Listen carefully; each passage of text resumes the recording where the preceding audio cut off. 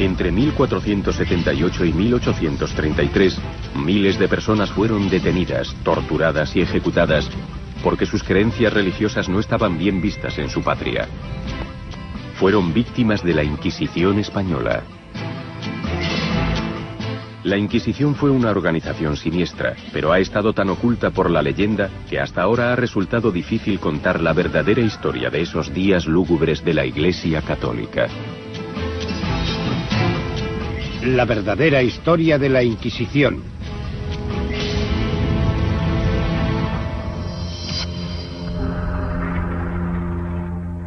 La Inquisición española se recuerda como el primer y posiblemente más terrorífico ejemplo de policía del pensamiento.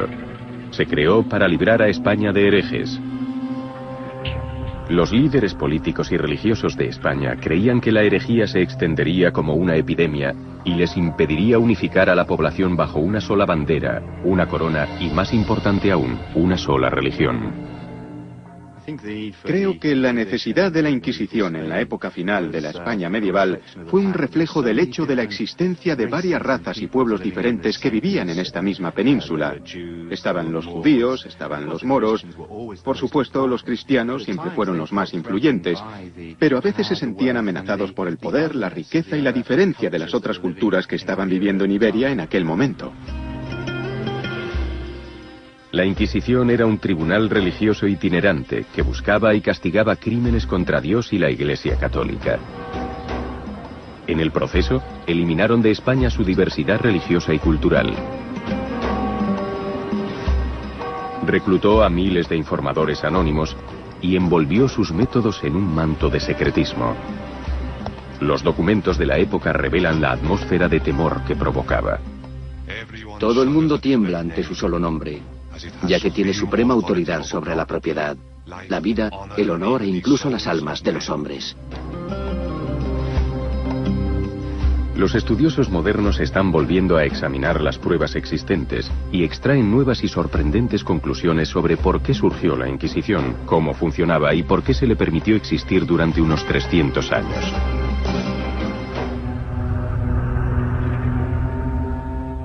La parte fundamental del trabajo de la Inquisición era el interrogatorio. El prisionero permanecía engrillado durante horas interminables. Estos antiguos y siniestros métodos han pervivido, imitados en el mundo moderno por regímenes políticos y religiosos opresivos, desde la Gestapo al KGB. El interrogatorio comenzaba de forma sosegada, con preguntas en apariencia inocentes sobre la vida del prisionero y la de su familia. La Inquisición te preguntaba exhaustivamente sobre lo que hacías. ¿Qué hacía tu familia? Porque no solo eras tú quien le preocupaba, sino todos los que pudieras conocer, lo que ellos denominaban tus cómplices. Te decían, ¿cómo te llamas? ¿Sabes por qué te han detenido? Mira, la Inquisición no detiene a nadie sin motivo. ¿Eres consciente de ello? Si respondías afirmativamente, ¿tienes algo que decirnos, alguna confesión que hacer? Porque la confesión voluntaria era la que te acarrearía menos problemas. No, no tengo nada que decir, no sé por qué me han detenido. Y decían, ve a tu celda y piensa en ello. El prisionero podía estar encerrado en confinamiento solitario durante semanas, incluso hasta meses, y el carcelero era su único contacto humano. Pero después, el inquisidor lo visitaba para hacerle más preguntas y para incitar al prisionero a que confesara. Entonces, cuando volvías a estar con él, el inquisidor te decía, bien, ¿hay algo que quieras decirnos? Quizá respondías, cuando tal y tal dicen que estuve en tal sitio, pues resulta que fue así, acabo de recordarlo, fue hace mucho tiempo. En ese momento, el prisionero tenía la esperanza de que una pequeña confesión sería suficiente para que el inquisidor dejara de interrogarlo. Al contrario, el inquisidor sigue hurgando en la herida, por así decirlo. Tira de la cuerda. Y la presión psicológica, la soledad, la preocupación por tu familia y también por ti mismo, hacen que al final probablemente no seas capaz de soportar la tensión y quieras confesar. La Inquisición no apresuraba su justicia. Algunos juicios e interrogatorios duraban años. durante los cuales los prisioneros languidecían en prisión. Pero a los ojos de sus carceleros, los prisioneros habían cometido el crimen más vil del mundo medieval, la herejía. Ahora no se da esa circunstancia, pero en aquellos días la herejía, cuestionar la palabra de Dios escrita en la Biblia, era un crimen muy grave y en muchos aspectos peor que el asesinato. Un asesino podía al menos ser perdonado y su alma podía ir al cielo. Pero a un hereje no arrepentido solo le esperaba un viaje sin retorno al infierno. La herejía, creer en cosas que la Iglesia decía que no eran ciertas, ponía en peligro tu alma. Se puede explicar de forma análoga al gran temor que hoy tenemos al cáncer, porque la herejía era vista como una enfermedad que podía arruinar toda tu salud espiritual hasta el punto de dejarte sin redención. Y lo que es más, quizás la herejía fuese peor que el cáncer, porque podías contagiarte de otras personas. La Inquisición se consideraba a sí misma como el cirujano que actuaba al servicio de la todopoderosa Iglesia Católica. Tenía que extirpar el cáncer de la herejía de la mente del pueblo español antes de que pudiese extenderse. Los síntomas de la herejía eran muchos y variados, desde dudar de la resurrección de Cristo a los pecados sexuales como el adulterio y la homosexualidad. También podías encontrarte ante la Inquisición por lo que hoy parecería el más despreocupado e insignificante de los comentarios. Podía ser, por ejemplo, una declaración herética, algo así. Un hombre sentado a una mesa está jugando a las cartas y empieza a jurar y maldecir. Y maldice a la Virgen María diciendo, imposible que fuese virgen, no puede ser. No físicamente, no es natural, no puede ser. Alguien lo denunciaba a la Inquisición. La Inquisición lo detenía y le preguntaba por el significado de sus palabras. No solo se interesaba la Inquisición por los comentarios que cuestionaban los dogmas cristianos, sino que también investigaba a personas cuya moralidad, en concreto la moralidad sexual, se desviaba de los preceptos cristianos. Esto tuvo un efecto desconcertante en las comunidades campesinas. Otra de las cosas por la que acababan ante la Inquisición era sobre todo admitir la fornicación, que era considerar algo lógico que dos personas solteras practicasen el sexo. No practicarlo de verdad, sino decir que creías que era correcto. Por supuesto, en la cultura campesina, donde las relaciones prematrimoniales y extramaritales eran algo muy habitual, no había conciencia de que el sexo entre personas solteras fuese algo malo. Pero a los ojos de la Inquisición era del todo lógico. Se había cometido una herejía. Si en el interrogatorio no se obtenía una explicación satisfactoria, el inquisidor podía solicitar la ayuda del sirviente más temido de la Inquisición española, el torturador.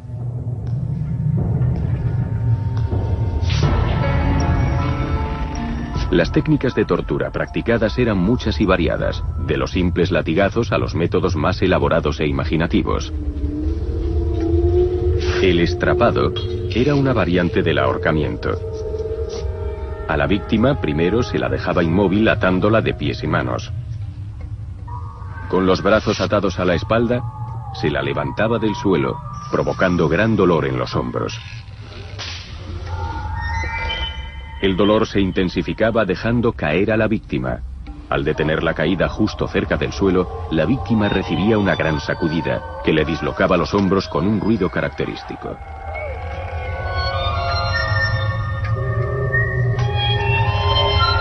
El inquisidor podía entonces entrar y seguir con el interrogatorio, confiando en que el dolor provocara una respuesta diferente. Como los estudiosos modernos ven ahora, el uso de la tortura, aunque traumático, estaba muy extendido en esta época tan poco refinada. No había otra alternativa, o al menos no tenían otra. No contaban con drogas para controlar la mente, ni nada parecido, ni sueros de la verdad. No había alternativa si estaba seguro de que una persona tenía cosas que decir, pero impedía deliberadamente el trabajo de la Inquisición al negarse a confesar. O porque era muy corriente que una persona no dijese nada para defender o proteger a los miembros de su familia. La Inquisición no veía más opción que ordenar la tortura. Pero, ¿qué herejía era tan grave y dañina como para hacer necesaria la creación de la Inquisición? Al examinar los documentos se ve la respuesta. Simplemente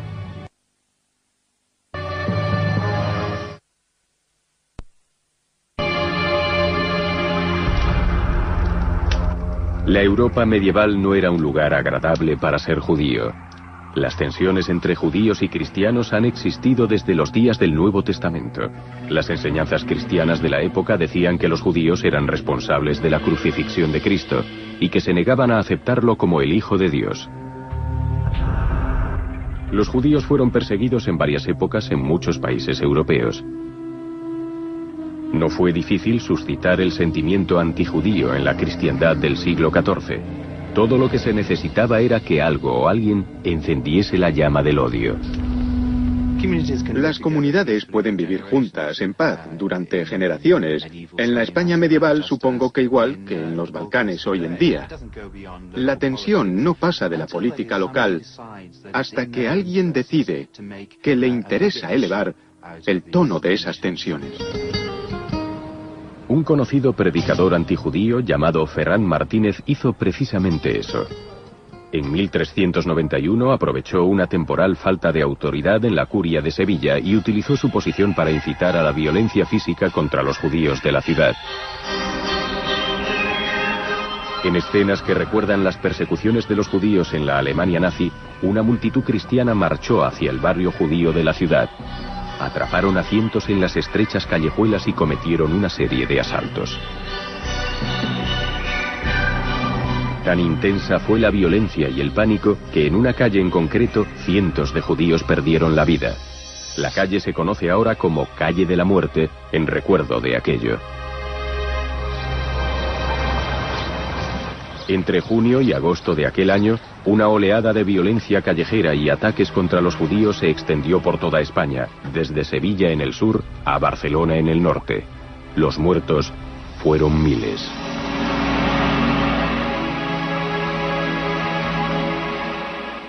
Durante los siguientes 100 años, España estuvo plagada de inquietante antisemitismo.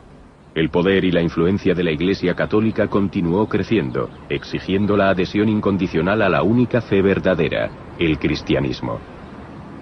Bajo esta presión, unos 150.000 judíos huyeron de España, pero unos 250.000 se quedaron. Renunciaron a su herencia religiosa y cultural y se convirtieron al cristianismo, al menos en apariencia. Los nuevos cristianos, o conversos como eran denominados, pudieron alcanzar entonces un puesto en la sociedad que había sido coto reservado de los cristianos. Muchos conversos estuvieron encantados de aprovecharse de ese beneficio de su nueva religión. Tenemos el famoso caso del rabino de Burgos, que se convirtió al catolicismo y llegó a ser el obispo de Burgos. Esto suscita un poco la incredulidad, es decir, ¿cuánta sinceridad había en la conversión? Si eres rabino y luego acabas siendo obispo, no tiene mucho sentido. Hubo a quien le pareció sospechoso.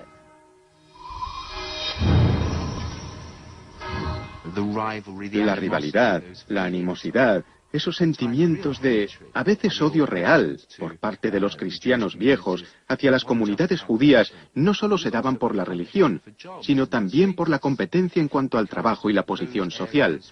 Porque las áreas donde a las familias judías se les permitía trabajar estaban restringidas por la corona. Pero si se convertían en nuevos cristianos, si se convertían en miembros de la dominante comunidad cristiana, ¿qué iba a impedirles avanzar y apoderarse del trabajo de los viejos cristianos? Durante un siglo, el resentimiento y la suspicacia crecieron. Los judíos que se habían convertido y habían triunfado fuera de la comunidad judía eran los más sospechosos a ojos de los viejos cristianos. La población de viejos cristianos creía que estos nuevos conversos no eran verdaderos cristianos, que su nueva fe era fingida y que seguían practicando el judaísmo en secreto. No es sorprendente que cuando se creó la Inquisición, sus primeros objetivos fuesen estos conversos. La Inquisición fue el primer mecanismo formal para eliminar de España la falsa fe. La Inquisición estaba organizada y era metódica. designaba equipos, conocidos como tribunales, y los enviaba por toda España para descubrir y exterminar la herejía. El tamaño del tribunal variaba, pero estaba presidido por un gran inquisidor, el jefe, que estaba secundado por otros 2 inquisidores. Tenían a su disposición un escriba y los servicios de un médico para controlar la salud de los sospechosos, porque los detenidos podían acabar en manos del torturador contratado a las autoridades civiles para extraer más información. Pero lo que todos los tribunales necesitaban por encima de todo eran sospechosos. Era seguro que se cometían herejías, solo era cuestión de encontrar a los herejes. ¿Cómo lo lograba la Inquisición? El primer paso fue solicitar voluntarios. Se presentaron muchas personas dispuestas a ello. Era una buena forma de que los viejos cristianos demostraran lo buenos católicos que eran, confesaban, recibían una penitencia y luego el perdón. La Inquisición acogía de buen grado estas confesiones, imponía pequeñas penitencias y reconciliaba a la persona con la Iglesia. Funcionaba bien, pero solo para las faltas leves, que no era lo que la Inquisición estaba buscando. Al carecer de organismo estatal de espionaje del que valerse, la Inquisición elaboró métodos que eran tan ingeniosos como efectivos. La única forma de reunir información es invitando al público a participar. No hay archivos secretos, no hay bases de datos. Solo se presenta y le pide a la gente que acuda a contarle lo que sabe sobre las prácticas religiosas de sus vecinos. Es un sistema basado en que el pueblo, en conjunto, participe en una gran operación de espionaje hacia sus propios vecinos. Fue uno de los aspectos más sombríos de la Inquisición española y llevaría invariablemente a llamar a la puerta de alguien en plena noche. En plena noche te sorprendía la llegada de la Inquisición. Rodeaban la casa, te detenían junto con los demás habitantes de la casa, con tu esposa y toda tu familia, y luego te llevaban en un carruaje cerrado hasta la cárcel de la Inquisición. Una vez que tenían al sospechoso tras los barrotes, la Inquisición empleaba procedimientos en verdad siniestros. La Inquisición jamás permitía que el acusado supiese quién lo había denunciado. Esa es una de las cosas que los detractores de la Inquisición, en los primeros años de su creación, denunciaron con mucha contundencia. Dijeron que el testimonio secreto era ilegal y por supuesto que era ilegal. No estaba permitido por las leyes vigentes en España. Pero la Inquisición dijo que lo necesitaba porque sin él no podía actuar con efectividad. Y aquí se da el inicio de una cadena de injusticias que dan paso al gran problema de la Inquisición y sus métodos. Para dar una apariencia externa de procedimiento judicial, el prisionero de la Inquisición tenía derecho a un abogado defensor, pero organizar una defensa creíble era casi imposible. La Inquisición no solo ocultaba la identidad de los denunciantes, sino que tampoco revelaba los detalles del crimen imputado al detenido. Si te investigaba la Inquisición, imagino que te inundaría una gran desesperación, porque no sabías de qué te acusaban y así cómo ibas a poder defenderte. Debía de ser una situación horrible. El suelo de la celda era de losas, las paredes hechas de piedra y muy gruesas. El lugar era muy frío en invierno y tan húmedo que mi ropa estaba siempre empapada. Tal fue mi morada durante casi 3 años. Aunque había reglas respecto a las condiciones en que los prisioneros debían ser mantenidos, no siempre se respetaban.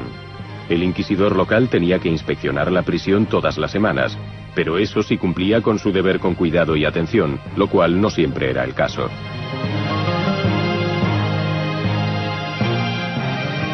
Un informe sobre las condiciones de la prisión de Córdoba describe las celdas como horribles madrigueras plagadas de ratas, serpientes y otras alimañas, donde los desdichados cautivos, enfermos y desesperados pasaban hambre, y los carceleros los maltrataban como a perros. El Tribunal de la Inquisición de Córdoba tenía fama no solo por las condiciones de su prisión. sino también por contar con un inquisidor particularmente sádico, Diego Lucero.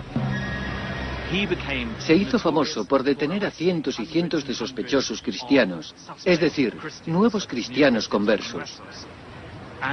Y de hecho, en 2 ocasiones, a principios del siglo XVI, hizo que quemaran a 100 personas en una sola tarde. Las ejecuciones tuvieron lugar enfrente del castillo, en lo que se conocía irónicamente y aún se conoce como los Campos de los Santos Mártires.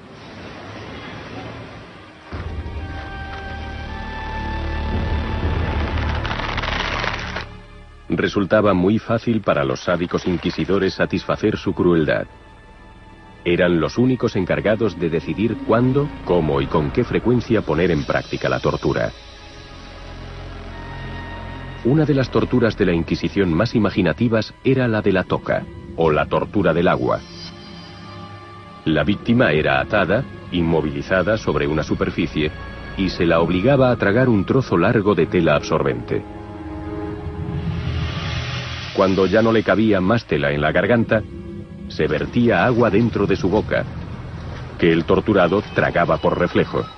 La víctima ingería más y más tela hasta que entraba en su estómago.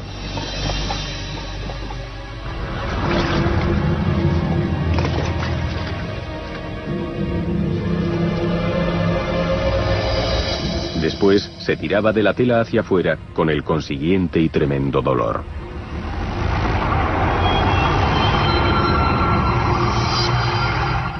Aunque estas primeras víctimas de la Inquisición fueron mayormente judíos, o al menos nuevos cristianos sospechosos, cualquiera que no fuese de una etnia española o verdadero católico romano no era bienvenido en España a finales del siglo XV.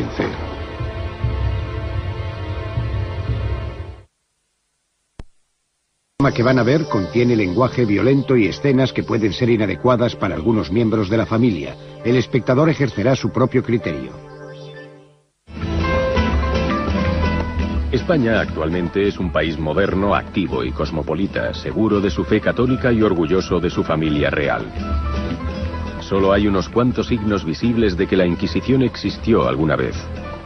Pero hace 500 años España, tal como la conocemos hoy, no existía. El territorio estaba dividido en una serie de reinos separados. En la Plaza de España de Sevilla, los murales de azulejos plasman los importantes acontecimientos que contribuyeron a forjar la Nueva España.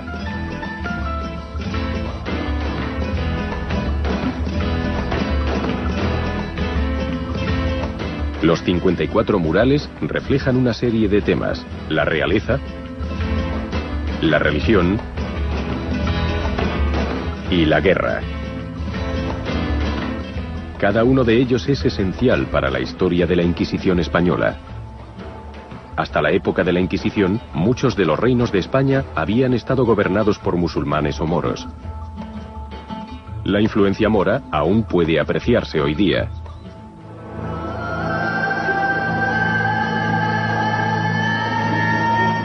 Pero los monarcas cristianos de Castilla y Aragón deseaban unir España bajo un solo gobierno y una sola religión: el catolicismo. Igual que ha ocurrido tantas veces, se iniciaron guerras en nombre de la religión.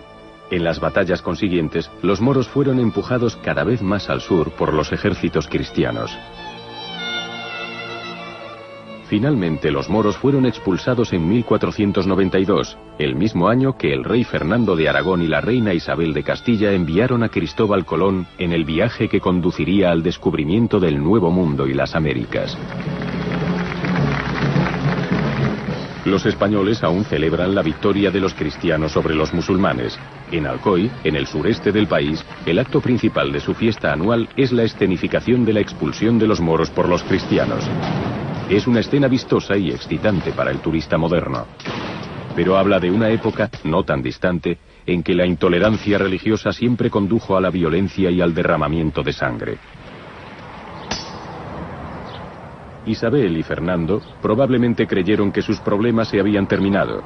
Pronto descubrieron que a pesar de 100 años de conversiones, los judíos y sus nuevos descendientes cristianos seguían siendo un gran problema. Cuando el territorio cristiano aumentó, y los reinos cristianos se extendieron hacia el sur y absorbieron las comunidades judías de las grandes ciudades como Córdoba, Sevilla y luego Granada, tuvieron que plantearse qué iban a hacer con las comunidades judías.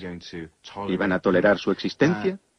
El Islam puede tolerar a los judíos y a los cristianos, porque el Corán dice que son hijos del profeta, ocupan un lugar especial en la religión musulmana, pero en el cristianismo no existe ese espacio para otras variantes, y se creía que era un deber cristiano convertir a todos los de religión distinta a la fe de Cristo, el Hijo de Dios. Fernando e Isabel eran buenos católicos, pero también ansiaban el poder político. Habían subestimado el peligroso odio entre cristianos y judíos que amenazaba la paz y la unidad. Pero sufrirían una terrible pérdida si todo el que era judío o tenía antepasados judíos era expulsado o encarcelado. Muchas de esas personas eran los ciudadanos más destacados y pudientes de España. Isabel y Fernando no podían permitirse prescindir de ellos en la sociedad, pero tampoco permitir que continuasen la inestabilidad y el odio. Hacía falta una medida clara y decisiva. En marzo de 1492, dieron un ultimátum a los judíos que se habían quedado: convertirse al cristianismo o abandonar España para siempre. Los judíos de España tuvieron 6 meses para decidir. Los judíos conversos no eran temidos, sino odiados. Eran odiados porque, para empezar, la población en general se negaba a creer en su sincera conversión al cristianismo, al catolicismo. Así que los veían como traidores. Y puesto que no eran sinceros, significaba que aún eran judíos. Los viejos cristianos estaban convencidos de que muchos de estos nuevos conversos mantenían en secreto su fe judía, que respetaban no solo los días santos cristianos, sino también el sabbat judío y sus festividades, que requerían una preparación especial y obvia. Se cortaban el pelo los viernes porque es una ceremonia especial de los judíos y porque es un pecado para ellos cortarse el pelo, la barba o las uñas en sabbat. Todas las mujeres se bañaban según la costumbre judía. Se encerraban en un patio interior para que los criados no pudieran verlas. Las sospechas de los viejos cristianos se avivaban aún más si sospechaban que un converso aún mantenía las reglas kosher sobre la higiene y los alimentos. Para dar la apariencia de que comían cerdo, fingían comerlo y con disimulo lo tiraban bajo la mesa. No era suficiente con solo decir que creías en la cristiandad. También debías demostrar que llevabas el mismo estilo de vida que tus vecinos cristianos. Por ejemplo, ¿comías cerdo? Si rechazabas comer cerdo y querías que te tomaran por cristiano, las autoridades podrían pensar que tal vez no te hubieses convertido de verdad. Hoy día, aún hay muestras del antiguo temor de que a uno lo acusaran de ser judío. En cafés y bares aún cuelgan carne de cerdo en lugar visible. Esto tiene su origen en la época de la Inquisición, cuando era un anuncio visible de que el propietario comía cerdo y por tanto era un verdadero cristiano. No solo eran las reglas judías respecto a la comida lo que podía atraer la atención de la Inquisición. Algo tan simple como tender la colada a secar el día equivocado de la semana podía constituir una herejía. En el siglo XVI, por ejemplo, se dio el caso de una mujer que fue investigada por la Inquisición simplemente porque se cambió la ropa blanca un sábado. Eso se consideró un signo de que tal vez estaba rindiendo culto al sabbat judío en vez de al domingo cristiano. El resentimiento de los viejos cristianos contra los judíos ocultos se hizo más ardiente, sobre todo en ciudades como Sevilla. Bajo una enorme presión política, Isabel y Fernando fueron a Sevilla como último esfuerzo para encontrar una solución antes de que su sueño de un territorio seguro bajo una sola religión fuese despedazado. Y ocurrió que, tras obtener el consejo de lo más alto de la curia católica de Sevilla, Isabel y Fernando finalmente tomaron la funesta decisión de que España necesitaba una Inquisición. Pero pese a su posición de reyes, no podían crear tal organización sin un permiso especial del jefe de la Iglesia, el Papa. El 1 de noviembre, el Papa Sixto IV otorgó el permiso y nació la Inquisición española. Sus inicios fueron modestos, pero a medida que se incrementaban los tribunales, Fernando e Isabel vieron que necesitaban a alguien que se hiciese cargo de toda la responsabilidad. Recurrieron al Papa de Roma, y este publicó una bula papal nombrando a Tomás de Torquemada como primer gran inquisidor. Torquemada presidió la Inquisición durante sus primeros años, unos de los más sangrientos de su existencia, cuando la gran mayoría de sus víctimas fueron judíos. También instauró muchos de los métodos que la Inquisición practicaría durante cientos de años. Tomás de Torquemada era confesor de la reina y también era antisemita. Por otra parte, elaboró las primeras instrucciones de la Inquisición. Puso por escrito lo que podía hacer y lo que no podía hacer.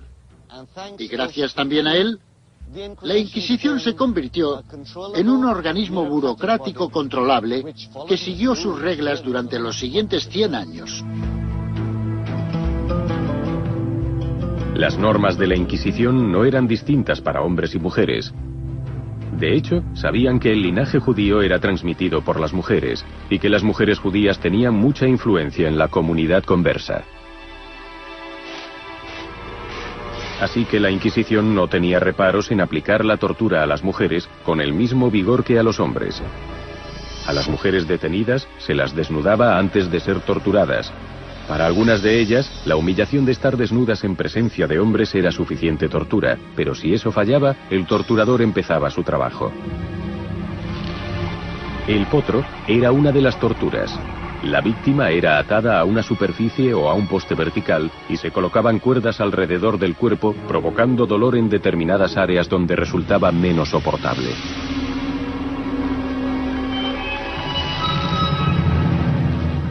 También permitía que el inquisidor continuase su interrogatorio, que solo paraba para que el torturador dosificase el dolor infligido.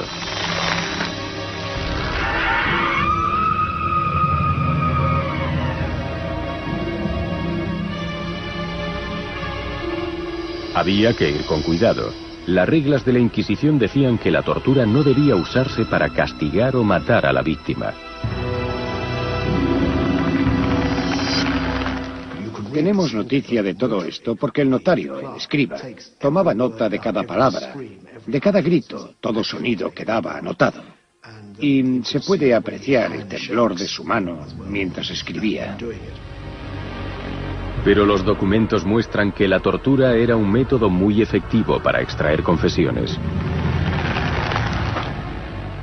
Ella fue atada al potro con cuerdas y se ordenó que apretasen los garrotes. Ella dijo: No lo recuerdo. Sáquenme de aquí. Señores, suéltenme, porque no recuerdo. Señores, por Dios, tengan piedad de mí. ¿No ven cómo me están matando estas personas? Lo hice.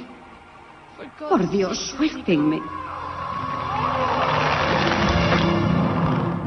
Una vez que la Inquisición obtenía esa importantísima confesión, era hora de dictar sentencia.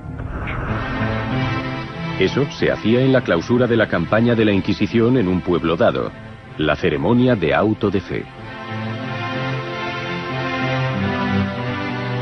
El auto de fe era una mezcla extraña pero impresionante de servicio religioso, tribunal supremo y circo.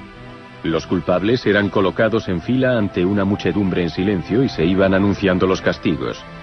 El auto de fe se escenificaba deliberadamente para que fuese una gran representación teatral del poder de la Inquisición, y muchos eran verdaderos acontecimientos sociales.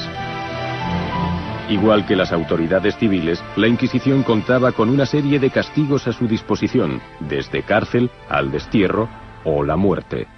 Pero también contaba con castigos extraordinariamente peculiares. En el castigo del San Benito, al reo se lo obligaba a llevar una túnica floja, que llevaba un aspa de color rojo. Esto marcaba al penitente como hereje. Los herejes confesos tenían que llevar el San Benito a todas horas, una humillación para el portador, incapaz de escapar a la constante mirada del público. Pero esa era la intención. Era un castigo y también un disuasivo, un recordatorio para otros del precio pagado por tener problemas con la Inquisición. Pero la pena mayor era la muerte en la hoguera.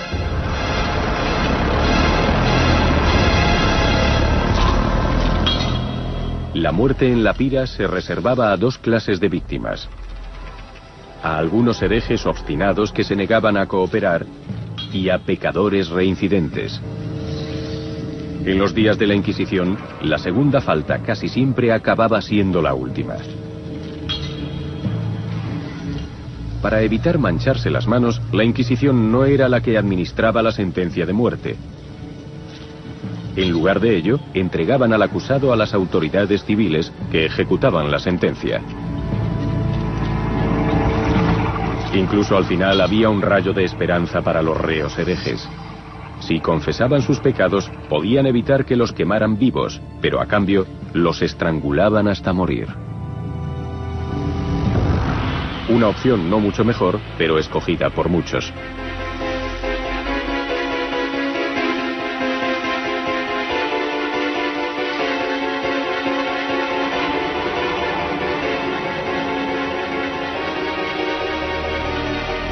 Negarse a confesar significaba ir a la hoguera.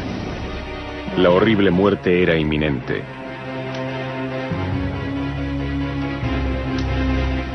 Los documentos no disimulan los truculentos detalles de la muerte en la pira.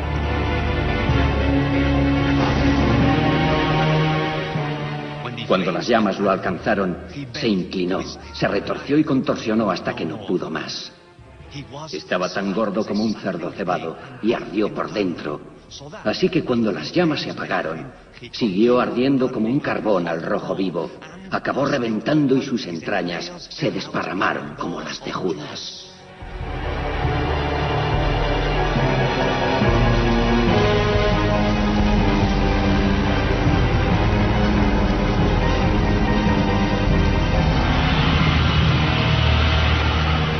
Las personas podían ser juzgadas y castigadas por la Inquisición incluso después de muertas. Cientos de personas fueron condenadas y quemadas en la hoguera en efigie mucho después de haber muerto. La justicia y efectividad de la Inquisición tenían que verse para cumplirse.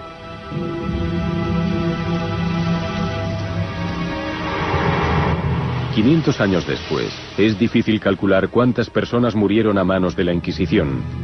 La documentación está incompleta, pero los modernos estudiosos se están dando cuenta de que se ha exagerado mucho, sobre todo respecto al uso del torturador.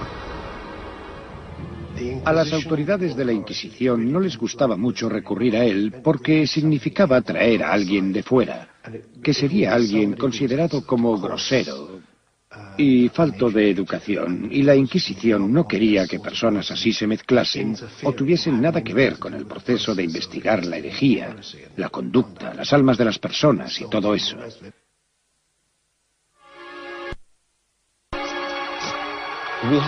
Existen cifras concretas sobre la tortura.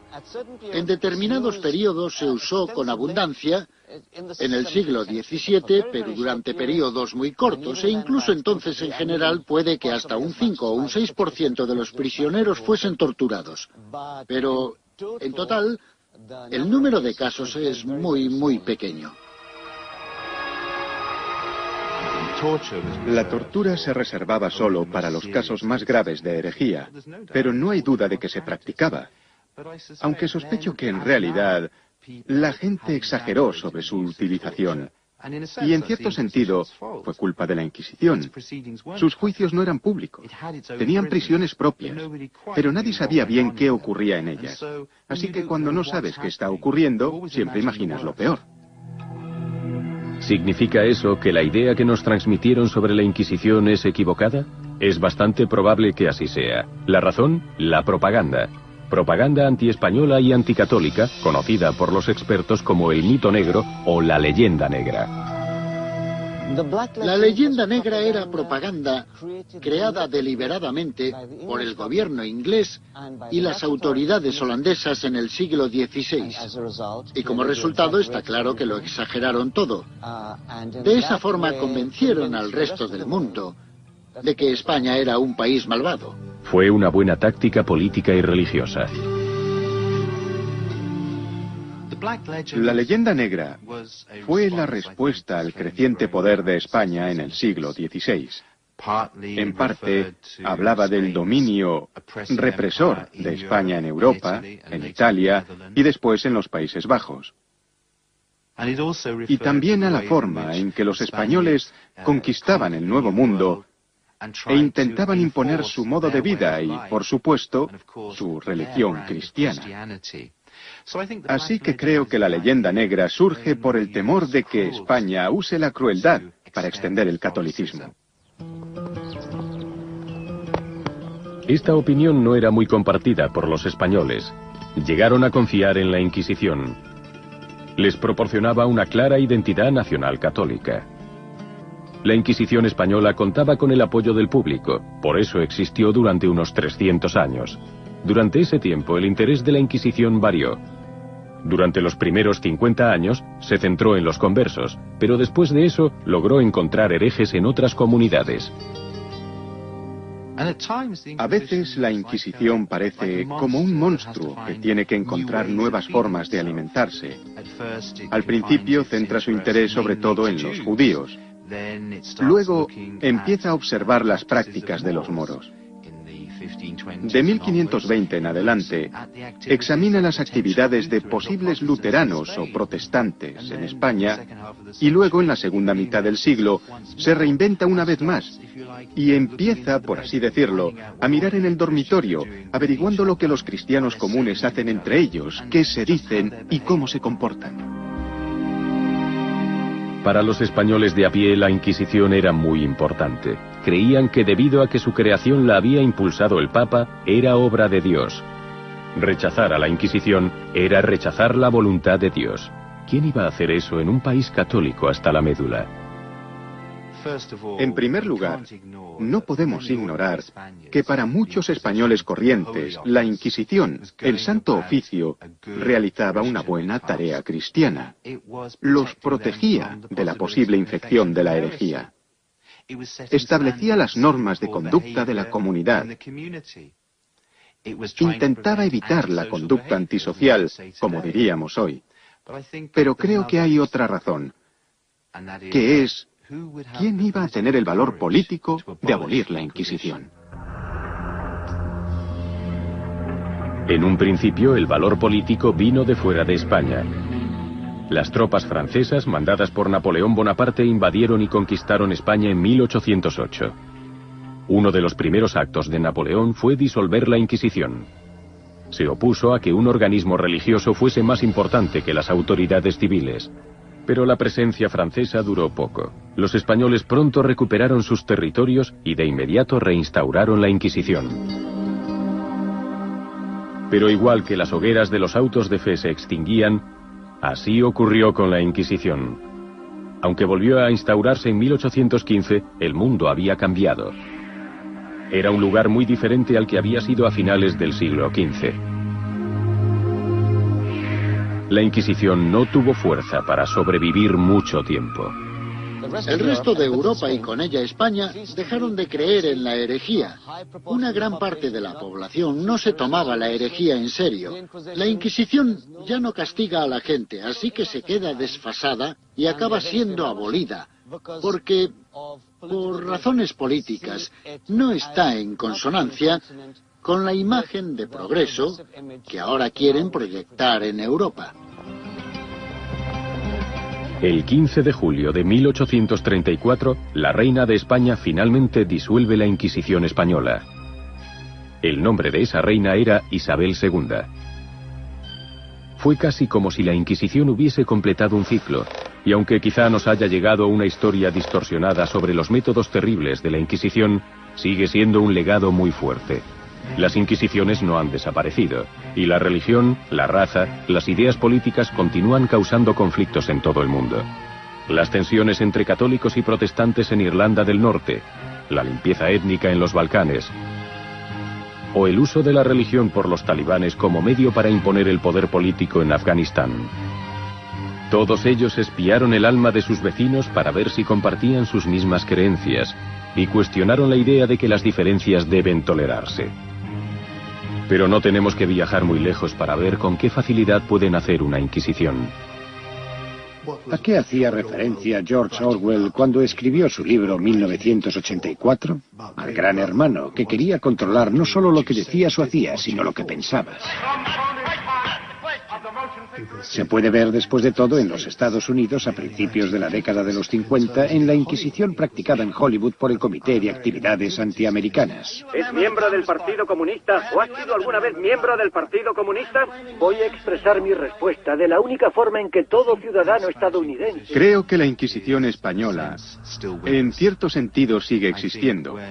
Creo que cuando la gente siente que las libertades civiles, incluso en las democracias modernas, están amenazadas, saben lo mal, o al menos creen que saben lo mal que pueden ponerse las cosas, porque tienen la imagen de la Inquisición española en su mente. Tal vez eso es lo que el Papa Juan Pablo II tenía en mente cuando en abril de 2000, en una visita a Tierra Santa, pidió perdón por los 2000 años de violencia, persecución y atropello del catolicismo.